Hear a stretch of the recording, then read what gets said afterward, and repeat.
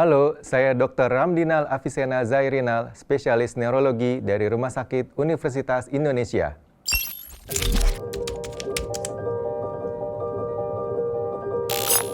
Pertama kita harus tahu dulu bahwa si stroke itu adalah penyakit yang menyerang di pembuluh darah ya, yang secara kita bilang namanya penyakit vaskular.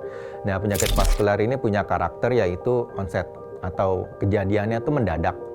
Jadi itu satu yang harus dipahami bahwa stroke itu kejadiannya mendadak, artinya nggak ada angin, nggak ada hujan, tiba-tiba seseorang itu mengalami suatu gejala. Nah, gejalanya itu apa? Yang banyak dikembangkan itu kalau di luar negeri ada namanya FAST, F-A-S-T, face, arm ya, speech, bicara, dan time. Lalu ada juga kalau di Indonesia segera ke rumah sakit, segera ke RS. Senyum, gerak, lalu ada juga pandangan, ya, bicara ya, senyum, gerak, bicara, lalu juga ada masalah di gangguan di pandangan juga bisa atau keseimbangan. Jadi secara garis besar kita bisa sering yang dikampanyekan itu adalah kalau tiba-tiba ada tadi ya kelemahan sesisi tubuh, artinya tangan atau kakinya lemes tiba-tiba sesisi, ya itu paling sering seperti itu. Yang kedua, kalau ada bicaranya menjadi cadel atau pelok atau menjadi tidak jelas. Yang ketiga, ada juga mulut ya, kita bisa lihat kalau kita bicara seperti ini nih, senyumnya nih kelihatan seimbang gitu ya. Maka kalau tiba-tiba satu sisi wajah tidak aktif ya, kurang begitu terlihat ekspresinya, maka itu menunjukkan juga gejala stroke.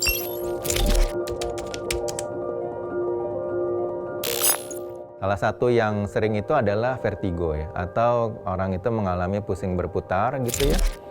Dan itu kejadiannya mendadak, itu bisa saja mengarah ke suatu stroke. Bukan berarti setiap yang vertigo itu stroke ya, tapi salah satu yang kita harus pikirkan kalau seseorang itu mempunyai faktor resiko, lalu mengalami tiba-tiba dia pusing berputar, nah itu bisa saja mengarah ke suatu gejala stroke. Yang lain adalah gangguan di pandangan. Itu bisa saja pasien itu mengalami, kalau kita bilang ada namanya gangguan di lapang pandang, atau tiba-tiba pasien itu kesulitan dalam melihat, tiba-tiba gelap atau tiba-tiba buram pandangannya, maka hal tersebut juga bisa.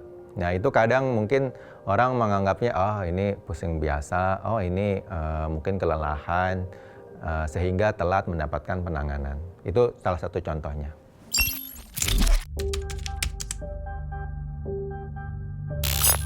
Saya pernah ketemu kasus yang mahasiswa ya, itu sekitar usia belasan akhir, mungkin 19-20 tahun gitu ya. Dan memang pada pasien tersebut ada faktor risikonya yang pada saat itu adalah migrain ya. Migrain yang sering dan juga disertai dengan adanya kelemahan atau kelumpuhan di anggota geraknya. Jadi memang pada kasus yang muda ya, atau yang populasi yang tidak seumumnya kayak orang tua gitu, kadang faktor risikonya itu juga tidak lazim ya. Misalnya pada kasus yang tadi saya temukan, dia ada migrain dan juga ternyata ada masalah di pembuluh darahnya.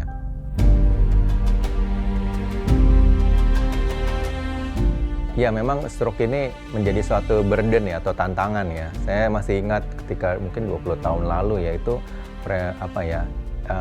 semboyannya tuh masih kayak kita bilangnya 1 dari 6 akan mengalami stroke. Tapi kalau sekarang tuh bahkan 1 dari 4. Yang artinya itu semakin banyak orang bisa terkena stroke. Ini memang ada beberapa kemungkinan ya. Satu, bisa saja memang awareness atau kesadaran bagi masyarakat untuk berobat, untuk memeriksakan diri itu semakin meningkat, sehingga temuan kasusnya pun lebih banyak dibandingkan dahulu. Jadi itu satu faktor. Yang kedua, bisa saja memang kondisinya ada perubahan dari tadi yang saya bilang gaya hidup ya. Kita tahu sendiri dengan seiring zaman ada banyak perubahan dari pola makan kita yang tadinya natural food menjadi ultra processed food, lalu ada banyak perubahan kayak misalnya teknologi yang membantu kita untuk jarang bergerak, itu pun juga banyak merubah kebiasaan kita dalam sehari-hari. Itulah yang membuat membuat berisiko, dan juga stresor. Itu juga kita nggak bisa pungkiri ya, dengan kemajuan sosial media segala macam, kadang stresor yang dialami zaman sekarang tentunya berbeda dengan zaman dahulu.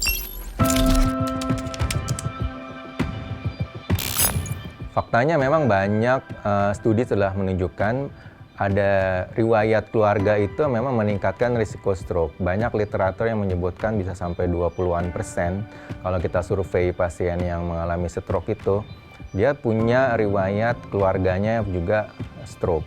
Jadi orang tuanya yang mengalami stroke. Dan itu menunjukkan bahwa ketika ada orang tua yang mengalami stroke, maka penting sekali untuk keturunannya, anak-anaknya itu, untuk menjaga ya pola hidupnya, ya mendeteksi dini faktor risikonya, supaya hal-hal yang kita tidak inginkan ya, dalam hal ini stroke, tidak terjadi di kemudian hari.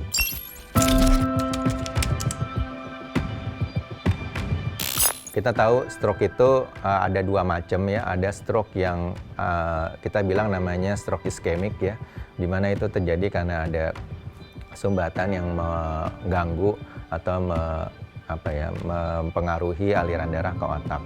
Tapi ada juga stroke yang akibat perdarahan. Nah, sebagian besar atau sekitar 80-an% di populasi kita itu kebanyakan stroke-nya yang sumbatan itu.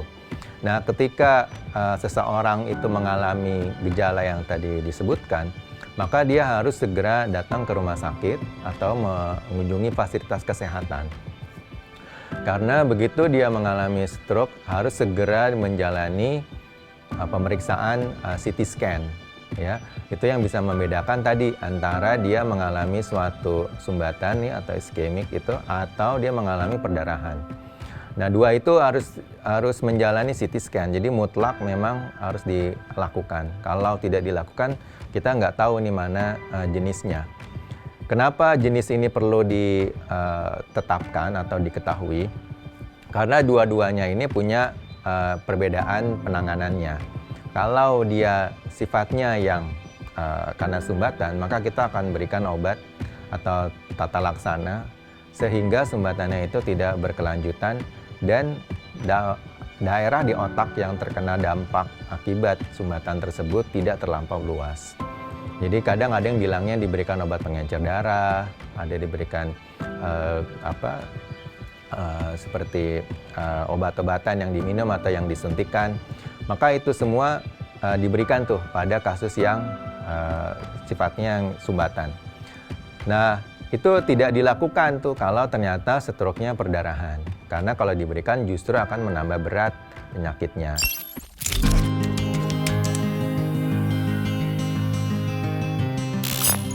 Yang tidak bisa dimodifikasi itu tadi contohnya yang genetik atau faktor riwayat keluarga. Nah, yang bisa dimodifikasi contohnya gaya hidup kita ya, bagaimana kebiasaan kita, misalnya merokok. Yang kedua, sedentary lifestyle atau gaya hidup yang cenderung untuk kurang banyak bergerak gitu ya. Terus yang ketiga, pola makan.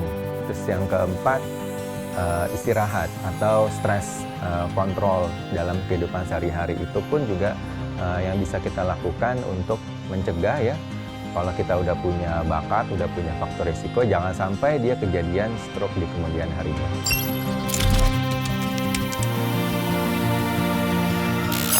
Ada salah satu olahraga atau jenis yang kita harapkan itu sama seperti halnya penyakit hipertensi atau penyakit kardiovaskular pada umumnya, maka ada namanya aktivitas aerobik ya, olahraga yang sifatnya itu aerobik seperti jalan kaki, lari, jogging, berenang, atau bersepeda.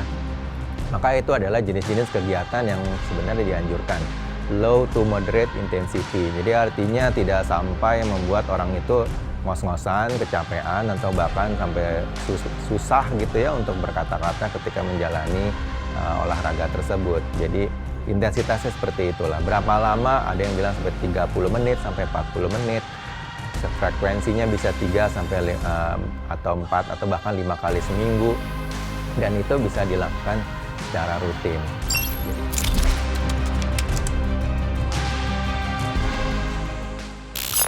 Misalnya kalau bagi pekerja atau karyawan yang banyak duduk gitu ya, maka itu dianjurkan memang setiap 1 jam paling nggak dia bisa bangkit untuk stretching mungkin, untuk bisa ada peregangan atau bahkan jalan mungkin ngambil minum atau ke kamar mandi sehingga tidak dalam waktu yang berjam-jam itu dia duduk statis dalam kerjaannya.